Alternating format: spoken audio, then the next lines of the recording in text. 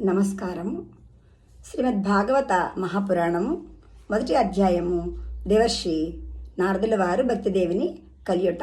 55వ శ్లోకము. నారద ఉవాచ. జ్ఞానేనాత్మని పశ్యామి సర్వమేతత్తవానఘే న విషాదస్తయా కార్యో హరిస్యంతే కరిష్యతి. నారద మహర్షి ఇట్లనెను, సాధ్వి, నేను నా జ్ఞానదృష్టి చేత నీ దుఃఖమునకు అంతటికీ గల కారణమును కనిపెట్టదను. నీవు కలత చెందవలదు. శ్రీహరి నీకు మేలును చేకూర్చును. సూత ఉవాచ. 56వ శ్లోకము. క్షణమాత్రేణ తజ్ఞాత్వా వాక్యమూచే మునీశ్వర. సూతుడు పలికెను. మునిశ్రేష్ఠుడైన నారదుడు ఒక్క క్షణములోనే ఆమె దుఃఖమునకు గల కారణమును కనుగొని చెప్పెను. 57వ శ్లోకము. నారద ఉవాచ.